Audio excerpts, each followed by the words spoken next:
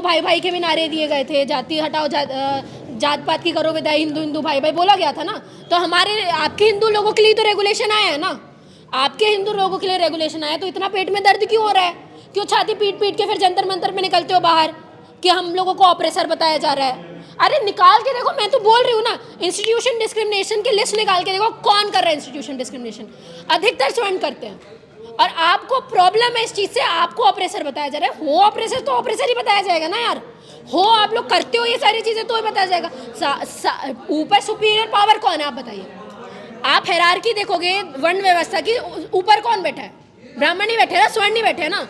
अपने से नीचे किसी को कौन बताएगा? स्वर्ण नहीं बताएंगे अपने आप को कि मैं उच्च हूँ ये नीचे है, आप ही तो करोगे ये सारी चीज़ें। फिर आप लोगों को बोला जाता है तो दुखती नस पे हाथ रख देना हो जाता है कि ऐसे कैसे बोल दिया। नहीं नहीं नहीं, ये फालतू की बातें, ये फालतू के क्लेम दिए जाते हैं लोगों को कि जातिगत भेदभाव नहीं है। लगातार जातिगत डिस्क्रिमिनेशन बढ़ता जा रहा है, इंस्टीट्यूशन में भी बढ़ रहा है, बाहर भी बढ़ रहा है। अभी आप बताइए, अगर सारे ही आपके हिंदू हैं तो होली के उत्सव पे, होली के टाइम पे ही इतने डिस्क्रिमिनेशन हमारे सामने बाहर आ जाते हैं।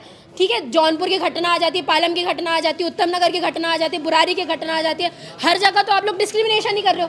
कई चीज़ें तो ऐसी हैं कि कई हम लोगों को, कई मुद्दे ऐसे जो हमारे सामने ही नहीं आते, कई रजिस्टर ही नहीं होते। आप लोग तो जातिगत भेदभाव सर ऐसा नहीं होता कि आपने सिर्फ मार दिया, जातिगत भेदभाव होता है वो टोंट मारना भी, कि तुम मुल्ले हो, या तो तुम शूद्र हो, या तो तुम चमार हो, या तो तुम क्या कहते हैं, या तो तुम भंगी हो। ये बोलना भी जातिगत डिस्क्रिमिनेशन है, ये भी लगातार हो रहा है। अब वो केस नहीं हुआ फिजिक्स वाला के अंदर, जिसमें वो ये बोल देते हैं कि भाई अच्छा हो गया, मैं क्या कहते हैं उसके जैसा दिखता हूँ, किसके जैसा, रवि किशन के जैसा दिखता हूँ, अच्छा हो गया उसके जैसा दिखता हूँ, है ना। अच्छा हो गया, मैं भंगी या चमार की तरह नहीं दिखता। ये बोलना क्या हुआ? आज तक कभी भी न्याय इतने जल्दी मिला नहीं है ना। और हमारे लोगों के ऊपर बात आती है तो हमारे लोगों को ना लगातार सड़कों पर बने रहना पड़ता है। हमारे लोगों को ये चीज़ है कि वो ये डायरेक्ट आपके लिए थाली पे सजा के सब कुछ नहीं देंगे। मैंने पहले भी एक चीज़ कही थी कि ये रेगुलेशन लाना ये एक साजिश के तौर पर लाया गया था, कि उन्हें पता था कि 3% लोग ज़मीन पर उतरेंगे, 3% लोग उतरेंगे, स्टे लगेगा, हमें दोनों तरफ के वोट मिलेंगे, हमारे पास में मेजॉरिटी वोट ओबीसी के भी आएंगे, क्योंकि सरकार अपने आप को ये हितैषी बताएगी ओबीसी का कि देखिए हमने ओबीसी को इंक्लूड किया है इन सब चीज़ों में, यूजीसी गाइडलाइंस में ओबीसी इंक्लूडेड है। पर कमाल की बात ये है ना, हमारे सरकार की तरफ से जो वकील वहाँ पे जाते हैं वो एक बयान नहीं दे पाते। ठीक है, एक बार की सुनवाई में स्टे लग जाता है, और पहले तो 19 तारीख को होनी थी, फिर 20 को हुई। ठीक है, अभी तक कुछ भी नहीं आया है, वहाँ से एक भी ऑर्डर नहीं आया, और आप लिख के ले लीजिए ना, आगे आने वाले टाइम में आने वाला है। हम लोगों को, अगर आप लोगों को ऐसा लगता है कि इतने जल्दी न्याय मिलने वाला है, तो बिल्कुल नहीं, सड़कों पर निकलना पड़ेगा। और स्पेशली ओबीसी की कैटेगरीज जिनके तौर पर इस चीज़ को लाया गया है, जिनको इंक्लूड करके ये बवाल इतना मचा है ना, उनको भी सड़कों पर उतरना पड़ेगा। वरना हमारे लिए तो क्या SC/ST एक्ट है ऑलरेडी, है ना, SC/ST सेल्स बने हैं इंस्टीट्यूशंस में, हम लोग और उसको मजबूत करने का काम करेंगे।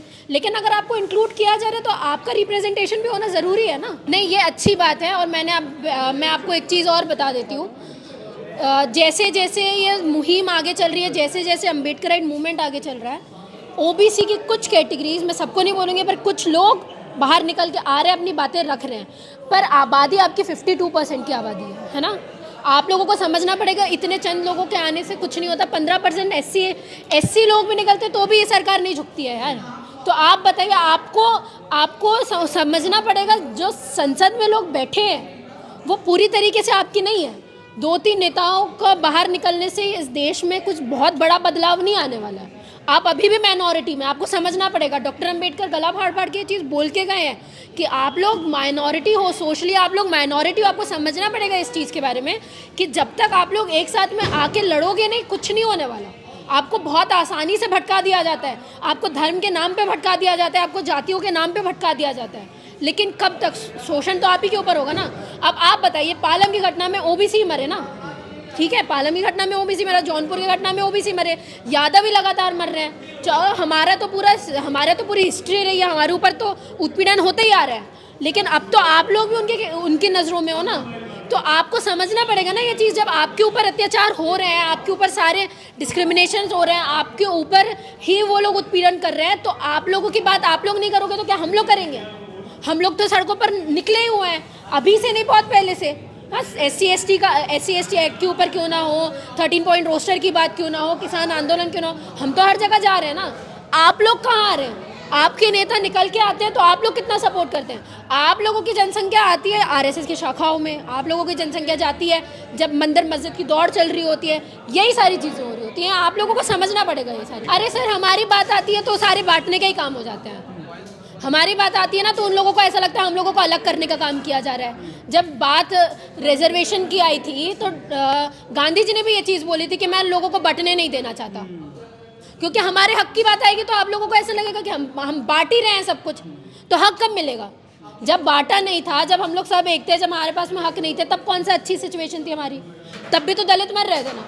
इंस्टीट्यूशन में अभी UGC नहीं है, फिर भी डिस्क्रिमिनेशन 118.4% है ना, बढ़ रहा है ना। UGC नहीं है फिर भी बढ़ रहा है ना। UGC आ जाएगा तो हो सकता है कम हो जाए। लाके तो देखो, जब तक इम्प्लीमेंट नहीं करोगे ग्राउंड में। कमाल की बात है, इंस्टीट्यूशन की बात हो रही है, इंस्टीट्यूशन में NEP ला दिया जाता है जिसका कोई वैल्यू नहीं है। लोग परेशान है, स्टूडेंट परेशान है, लेकिन बिना मुद्दे के आप लोग ला लेते हो। और UGC की बात आती है, आप लोग सड़कों पर उतर जाते हो। ऐसे ऐसे लोग ग्राउंड पर उतरे हैं जिन्होंने यूनिवर्सिटी नहीं देखी अंदर से। ऐसे ऐसे लोग यूनिवर्सिटीज़ की बात कर रहे हैं जो गए नहीं है, पढ़ा नहीं है जिन्होंने, और आप बात कर रहे हो वो जानते हैं अच्छे से। अगर उनको जानना होता तो उनको ये भी पता होता ना कि आपकी UGC ने ये चीज़ बोली है कि इंस्टीट्यूशन डिस्क्रिमिनेशन लगातार बढ़ते जा रहा है। फिर पायल तड़वी कौन है? फिर रोहित वेमुला कौन है? बताइए ना। दर्शन सोलंकी कौन है? सब तो यहीं से निकले हुए बच्चे हैं ना। आप न्याय देना नहीं चाहते ना, ये चीज़ बोलो। आपको हर चीज़ वोट चाहिए, आपकी हर चीज़ आके रुकती है वोट बैंक पर।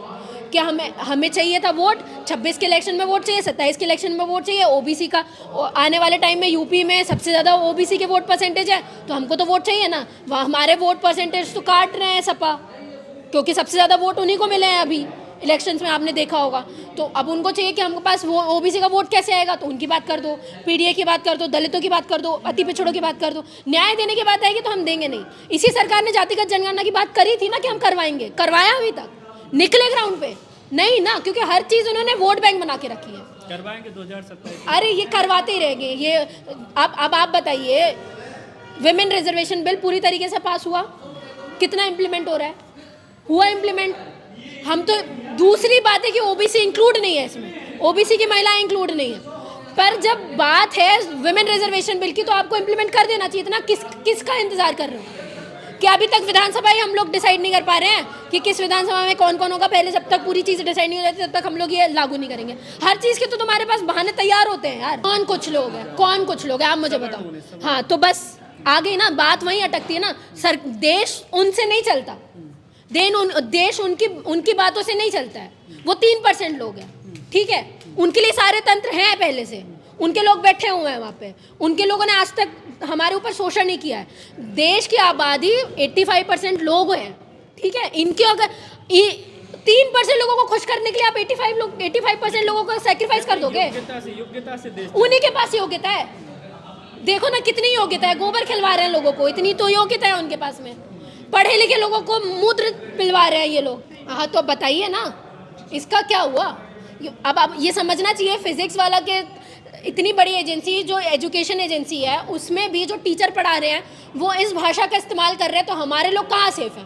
कितने लोग पढ़ते हैं, कितने लोग ये सारी चीज़ें कितने लोग फिजिक्स वाला से पढ़ रहे हैं? सर, सिर्फ IAS नहीं, हर बेंच में CUET से लेके हर तमाम गवर्नमेंट जॉब्स की जो तैयारी कर रहे हैं बच्चे, वो सब फिजिक्स वाला देखते हैं, और वहाँ पे ऐसे टीचर्स को रिक्रूट किया जाता है। मानसिकता सामने से नहीं बताई जाती है, मानसिकता जातिवाद का मसाला भरा जा रहा है। बिल्कुल भरा जा रहा है, बिल्कुल भरा जा रहा है। वो टीचर्स को ऐसे सामने लाके इनडायरेक्टली बताना, वो तो अच्छा हो गया बच्चों ने रिकॉर्ड किया वो चीज़, बच्चों को पता है कि ये डिस्क्रिमिनेशन है, इसलिए वो चीज़ वायरल हुई, इसलिए उनको हटाया गया, ठीक है? वरना ऐसा नहीं होता तो इसको नॉर्मली जैसे तौर पर लिया जाता है ना, वैसे लेके छोड़ दिया जाता।